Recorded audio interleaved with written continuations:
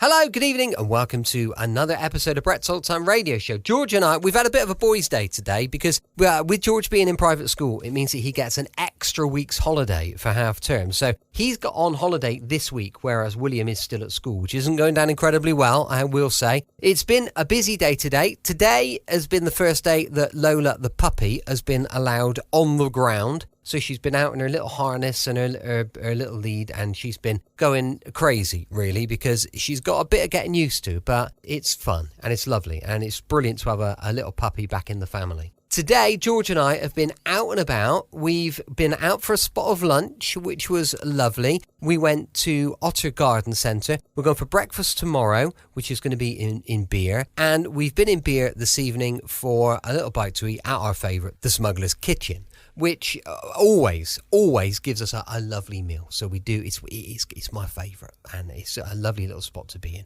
And we're very, very lucky to have it here right on the doorstep. A huge thank you for joining me once again for our regular late night visit to those dusty studio archives of old time radio shows right here at my home on the south coast of the United Kingdom. I'm Brett. I'm your host for our nighttime podcast. Welcome to another episode. I've got Facebook, Instagram and YouTube, and you'll find a whole bunch of stuff that George and I have been doing down at Seaside. So if you want to check that out, please do. We'd love it if you gave it a little like and a little follow. It'd be great. I've launched a supporter page as well, where you'll find a bunch of extra content at patreon.com/Brett's Old Time Radio Show. However, of course, with it being a Tuesday, it's time for a sneaky little episode of Sherlock Holmes. This is called the Baconian Cipher. It was first broadcast on the 27th of May, 1946, and I do hope you'll enjoy it. Petri Wine brings you Basil Rathbone and Nigel Bruce in the new adventures of Sherlock Holmes.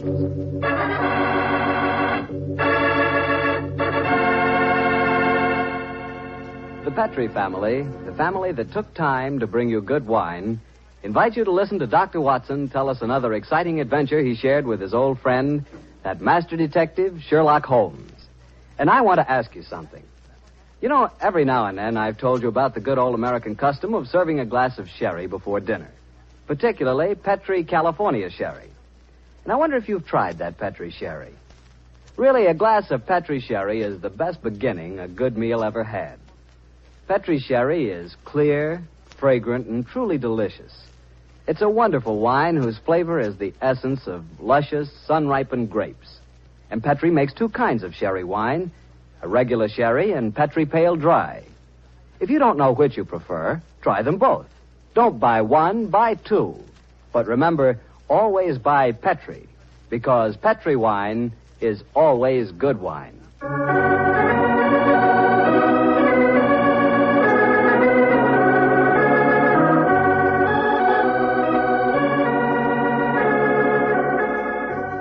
Well, I'm sure Dr. Watson's ready for us. Let's go in and join him, shall we? Come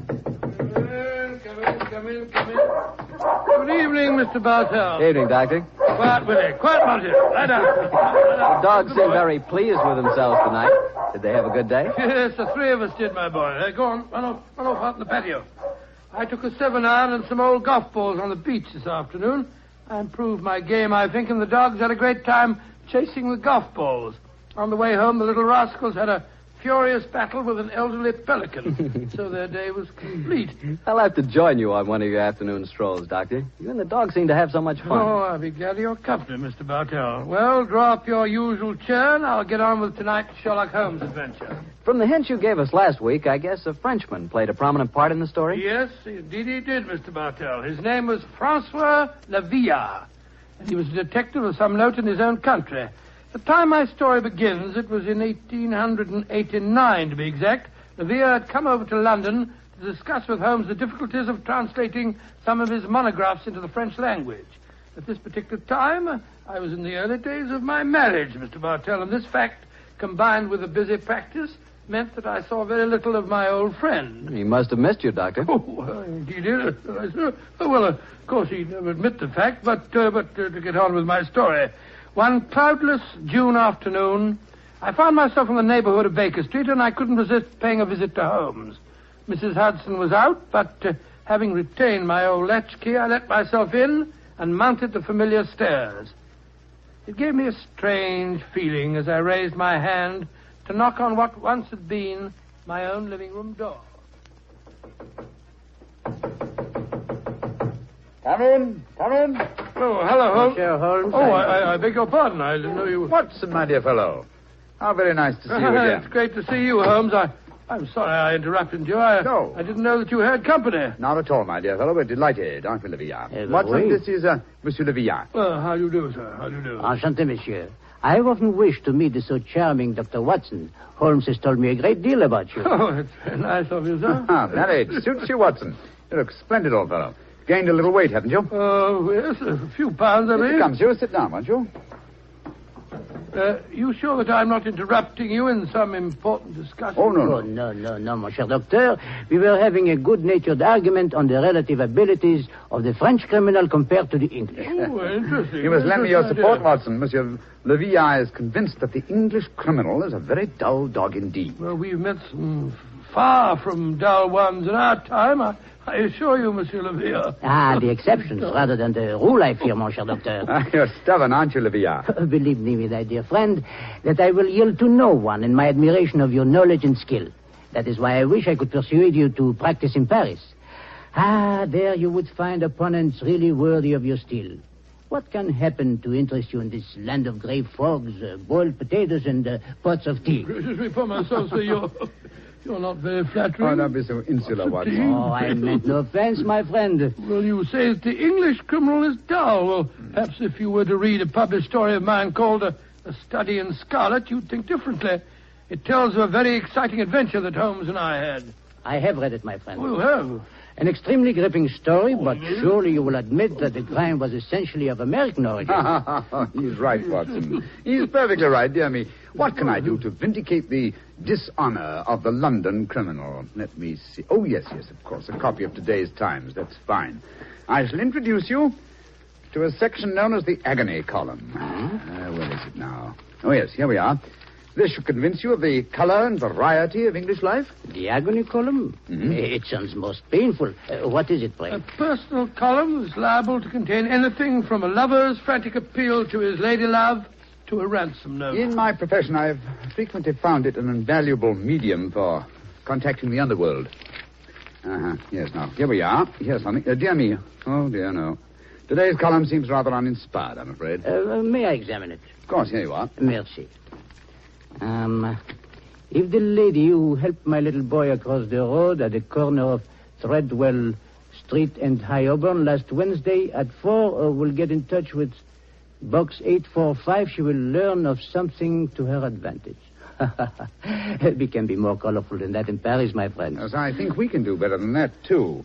Yeah, look at this, will you? Oh, the printer must have been half asleep when he set up the type for this advertisement. Will any gentleman interested in discussing cryptography and cipher writing please communicate with Box XQL 696, the time? Oh, I fail to find this message any more stirring than the preceding one. You notice the execrable printing, don't you? Indeed, I do. It is all mixed up. The first word, will, starts with a capital W and a capital I. The second word, any, starts with a small a, and then has a capital N and Y. It is a shocking example of typography. And when it occurs in a paper noted for its excellence in typesetting, one realizes that this is no mistake. What do you mean, huh? This is undoubtedly a code message. Oh, come now, my friend. I defy even you to make a mystery out of a printer's negligence. I accept your challenge, my dear Levillard. If you recall, the Baconian bilateral cipher depends upon the use of two sizes of type. If we group the letters in units of 5, the arrangements of small and capital letters within the group should give us the message. Now, let's see. 2 capitals followed by 3 small gives us the letter H. Then 2 capitals, 1 small, 2 more. That gives us E, H. I still think you are trying to make an adventure out of a mere printing accident. No mere printing accident could so readily fall into one of the great traditional ciphers. Now, let's see. This message reads H-E-L, help, Q, too small, Q-U-I, quilter, help, quilter, L, too small and large, elms, help, quilter, elms, there it is, yes, penge, help, quilter, elms, penge. Help, quilter, elms, penge. Well, what does that mean? Presumably that a man named Quilter, who lives at a house called the Elms in the village of Penge, needs help. I see it now. A helpless victim held prisoner. He smuggles out this message as a harmless personnel, with strict instructions that it be printed on this art form. He knows that the amateurs of cryptography, to whom it is addressed, will decipher this call for help. Et voilà. Monsieur Villa, you seem ready to grant that adventure can exist in London, after all. The advantage, my dear Watson, of a more mercurial temperament than we Englishmen possess. Well, Villa, what about it? Shall we set off for Penge and rescue the ingenious Mr. Quilter from whatever dire fate awaits him in the elms? I'm all impatience. Splendid. Watson, I suppose you're too busy to join us. Too busy? Well, I'm in your practice. I'm sure that you have patience to attend to. Yes, of course. Yes. As a matter of fact, I have 2 further visits to make today. One to a peppery old miser who has gout, and the other to a wealthy society woman who has acute attack of hypochondria, as they call it. To blazes with them, to hell with both of them. I'm coming with you, Holmes, if you want me. Bravo, Watson. Then grab your hat and coat. The game's afoot.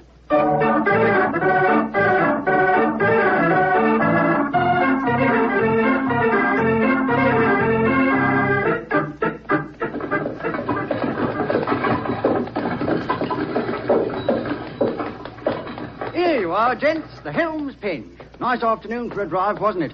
Afraid it'll cost you 15 bob, though. There's a sovereign for you. You can keep the change. Oh, me, thank you, Governor. Top of the evening to you, gents.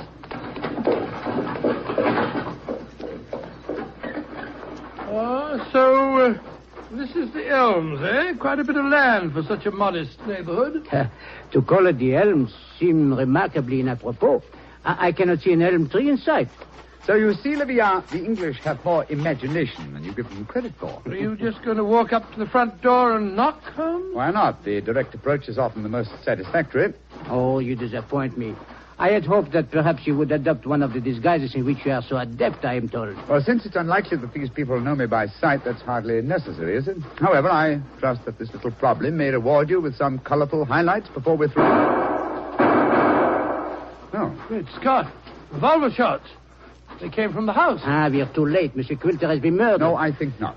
You will observe that the next-door neighbor to the Elms was mowing his front lawn as we drove up. He is still engaged in the same occupation. Obviously, revolver shots attract little attention in this vicinity. Mon Dieu, you mean that violence and sudden death are so common that they do not attract even the passing interest? No, Villa. Even the British are not as phlegmatic as that. Then what is the answer to those shots, Holmes? Some member of this household is addicted to pistol practice. The fact that a shooting target is nailed to the back of that fence over there would further support the theory. Well, that's rather ominous, in my opinion. Well, here we are at the front door. Let's keep our wits about us anyway.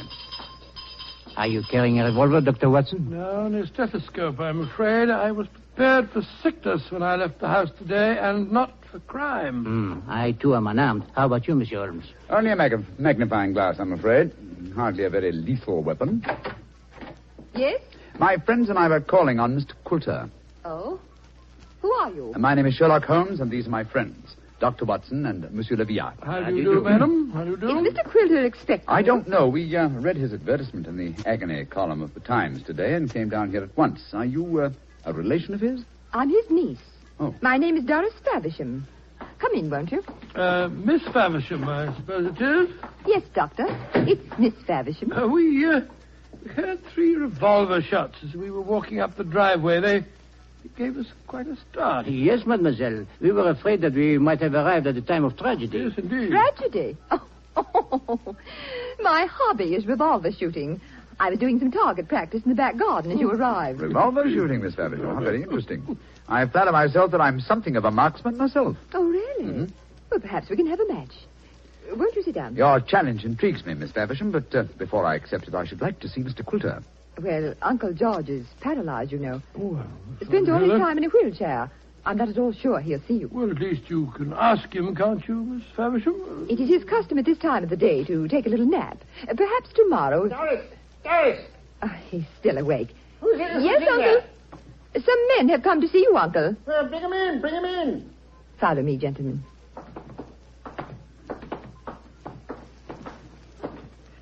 Uncle, this is Mr. Sherlock Holmes, Dr. Watson, and Monsieur Leviat. and Monsieur Leviat. How do you How do, do you do, sir? sir? How do you do? Sherlock Holmes, eh? It took you long enough to decipher my message and get here, didn't it? Your brother's a much faster worker, isn't he? Oh, what makes you say that, Mr. Quilter? Received this telegram from him at 11 o'clock this morning. Read it for yourself. Oh, well, what's it say, Holmes? Suggest you consult my brother Sherlock, and it's signed Mycroft Holmes. Yes, Mr. Quilter, my brother is a much faster worker. Or shall we say that he suffers from the unfortunate habit of early rising. He undoubtedly read the agony column 3 hours before I did today. Don't know about that, but I've been expecting you all day.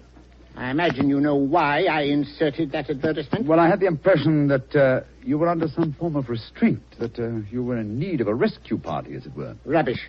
My advertisement was a piece of subtle bait. The only person that could decipher the message would obviously be someone who knew the Baconian cipher. Very logical deduction, Mr. Quilter. You see, I'm convinced, as any sensible man should be, that the so-called Shakespearean plays were written by Sir Francis Bacon. Oh, I see. But I felt that it needed a clever man to prove the fact. Mm-hmm. I was sure that anyone who was able to decipher my message was the man I needed.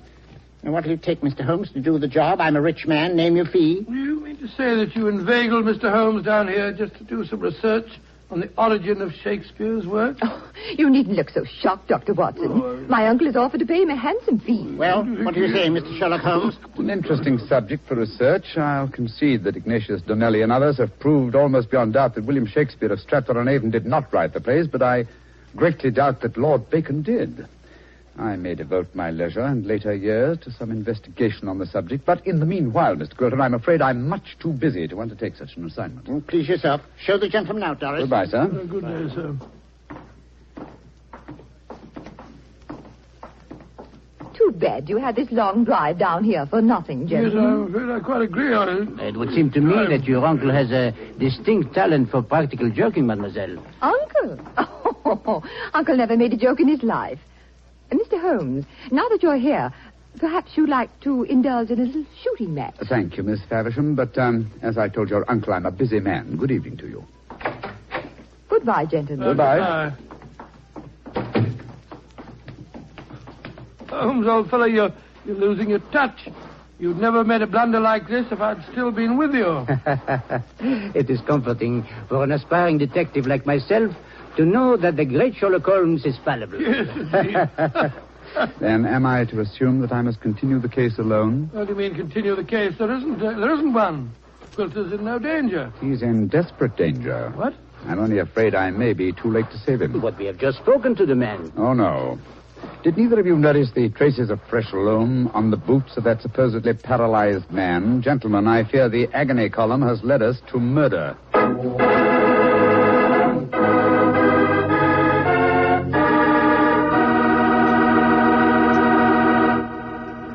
You'll hear the rest of Dr. Watson's story in just a second. Time enough for me to mention that any meal is a better meal when it's served with a Petri dinner wine. If you're having chicken or fish, use Petri California Sauterne. Petri Sauterne is a subtle, delicately flavored white wine that looks and tastes like captured sunshine. If you're having a roast or chops or any kind of meat or meat dish, then by all means serve Petri California Burgundy. Petri Burgundy is a hearty, full-flavored red wine. One of the most delicious red wines you ever poured from a bottle. Why not get a bottle of each? Petri Burgundy and Petri Sauterne. Then, no matter what you have for dinner, you'll surely have the right wine, a Petri wine. Well, Doctor, why did you have to break off your story there? Well, I had to break it off somewhere, Mr. Bartell, and that seemed to be the most exciting spot. It certainly was. I was convinced that the great Sherlock Holmes had been fooled for once. What happened next? Well, my boy, needless to remark, we did not get into a cab and go back to London, but let me pick up the story at the same place that I broke it off. As Holmes said... Gentlemen, I fear the agony column has led us to murder. Murder? There was fresh earth on the soles of his boots, you say? Distinct traces, proving that the man in the wheelchair was not paralyzed. And that man, whoever he is, was impersonating Quilter to put us off the track. And the real Quilter may have been killed, eh? I'm afraid so. Let's stop here for a moment, shall we, while we make our plans. This hedge will hide us from the house in case they're watching from the windows. Now, this isn't a hard picture to reconstruct. There undoubtedly is, or was, a paralyzed Baconian scholar named Quilter. He managed to smuggle out that ingenious plea for help, but Mycroft's unfortunate telegram gave the game away. I see it now. The people in there, holding him prisoner, forced him to reveal what he has done, eh? What they may have done to him, heaven alone knows. One of the criminals, guessing from the telegram that I might appear on the case, posed as the crippled Coulter. What's our next move, Holmes? Remember that singularly unattractive young lady skilled with a revolver? We must search the grounds as unobtrusively as we can. Search the grounds? For what? I can answer that question, Monsieur Docteur. We search for signs of the freshly turned earth of a grave.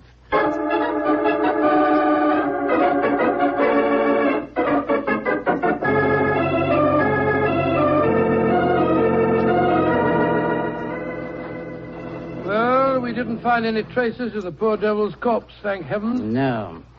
A great disappointment. Dear me, you're very bloodthirsty, Livia. Hello. Look at the old fellow trimming the hedge over there. Must be the gardener. Let's have a chat with him, shall we? May be able to give us some information. Good evening to you. Evening to you, gentlemen. Really?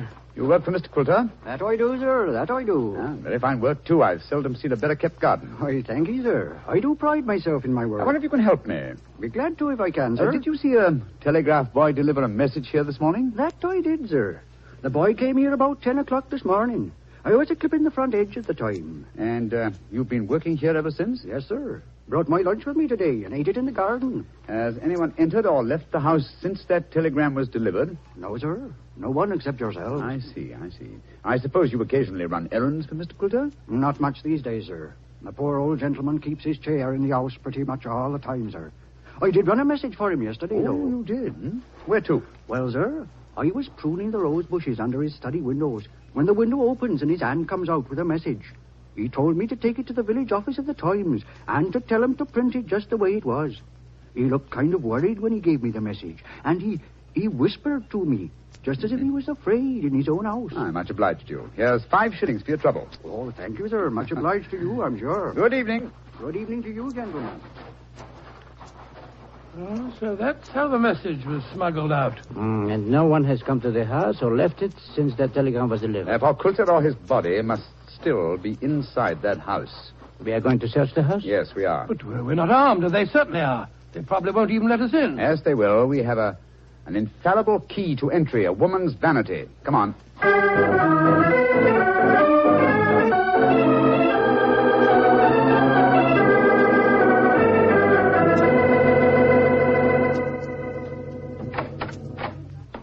Oh, so you came back. I thought you wouldn't be able to resist my challenge to a pistol match, Mr. Holmes. Exactly, Miss Faversham. We had difficulty in finding a cab and decided to take a train back to London. It was an hour's wait, so I thought I'd accept your challenge. Good. Come in. We'll go into the back garden. Thank you. Don't talk loudly. I think Uncle's asleep in the next room. Don't bring anybody in here, Doris. I want to sleep. All right, Uncle. This way, gentlemen. If your uncle wants to sleep, seems a funny sort of alibi. Oh, well, he's used to that, Doctor.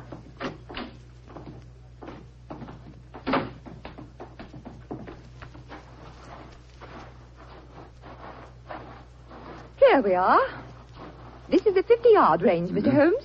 3 shots. Best aggregate score wins. How much do you want to bet? You name the stake. Name the stakes, Miss Faversham. A sovereign? Certainly. You take the first 3 shots? Very well. I must just check that it's loaded. Yes, 6 bullets. All right, here I go.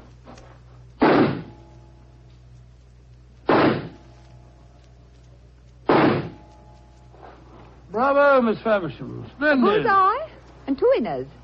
I can do better. Your turn, Mr. Holmes. Doris, who are these men? Friends of mine. I'll introduce you in a minute, Geoffrey. We're in the middle of a match at the moment.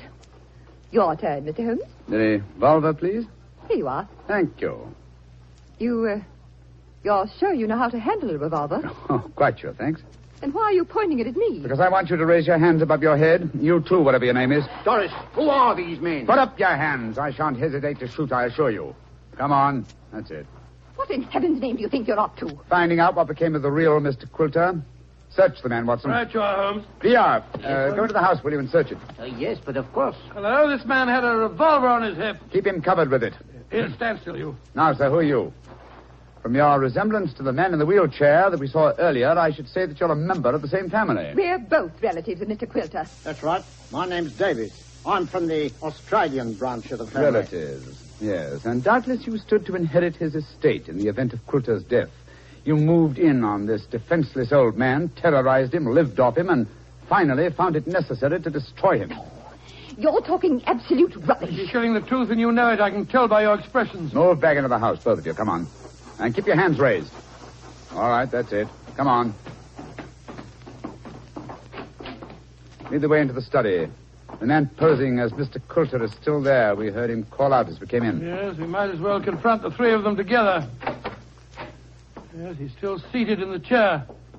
He seems to be asleep. Villa! Did you find anything? Not a trace of the missing men, Monsieur Holmes. Davis, what did you do with Mr. Coulter? I didn't do anything with him. Of course not. He's sitting there in that chair. It's no good lying to us. We know that man's an imposter. This is a fantastic situation. Nobody has left this house since the telegram arrived, and nobody has come to it, and yet Mr. Coulter has vanished. Good Lord, how can he sleep through all this talk? You'd think he'd been drugged. Villa! We're idiots. You are unquestionably the most promising detective in France, and some people have been kind enough to grant me a similar status in England, and yet my old friend Watson has just solved the case. Oh, nothing. I was just too happy to... What? Solved it? Well, how? Listen to the breathing of that man in the chair. What? He's been drugged. There sits the real Mr. Coulter, the persecuted victim who sent a Cipher message for help. The man we spoke to earlier. Was you, Mr. Davies, impersonating Coulter. After you'd received us, you took off your disguise, adopted an Australian accent, and then hid your drug victim by placing him in his own wheelchair, knowing that would be the last place we'd look for him. And they would have kept him here until we had gone and then murdered him. What a devilish plot. Well, what have you got to say for yourselves? It was Jeffrey's idea, not mine. I didn't have anything to do with it. That's a dirty lie. You were in this as much as I am. Oh, this is splendid, simply splendid. Please continue the argument. It'll make interesting evidence in court. You can't take us into court. Of course you can't. What's the charge? Coulter's still alive, isn't he? When Mr. Coulter revives under Dr. Watson's ministrations, you will be charged, I have no doubt, with attempted murder, abduction, sequestration, duress, and probably several other counts. Monsieur Villard, if you will find us a cab, we'll take these miscreants to Scotland Yard. Our work is done.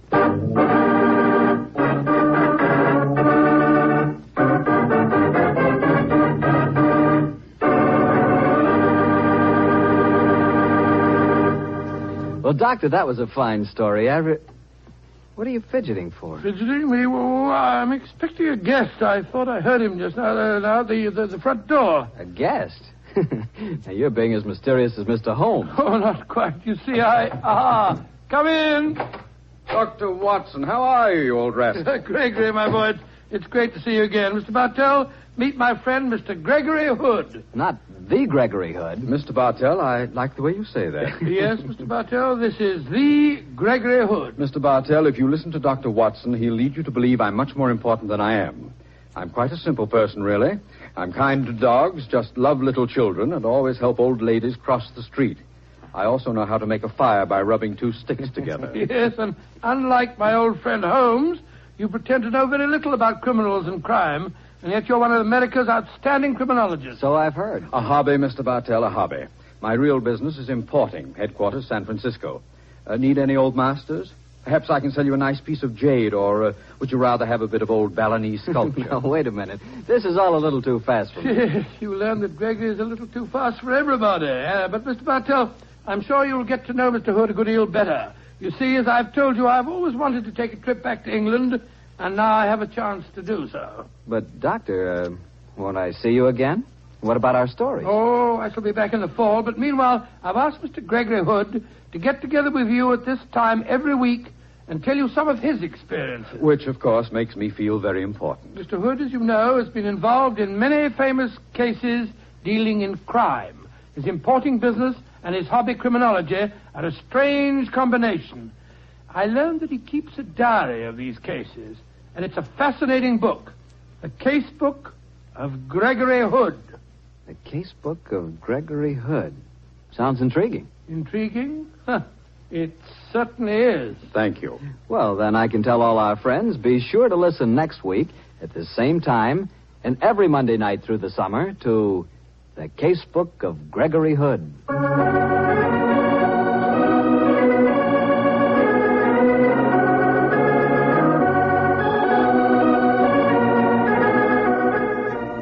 Tonight's Sherlock Holmes adventure was written by Dennis Green and Anthony Boucher and was suggested by an incident in Sir Arthur Conan Doyle's story, The Sign of Four. Music is by Dean Fossler. Mr. Rathbone appears through the courtesy of Metro-Goldwyn-Mayer, and Mr. Bruce through the courtesy of Universal Pictures, where they are now starring in the Sherlock Holmes series.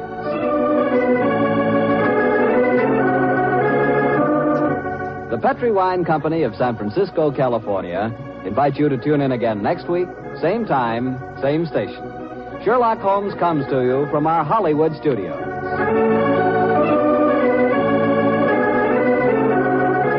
This is Harry Bartell saying goodnight for the Petri family.